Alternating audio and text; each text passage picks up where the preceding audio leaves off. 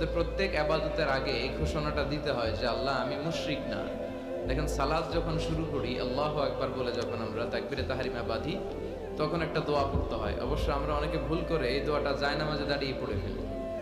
আমাদের দেশে প্রচলিত যে এটা জায়নামাজের দোয়া, আসলে এটা জায়নামাজে দাঁড়িয়ে পড়ার দোয়া নয়।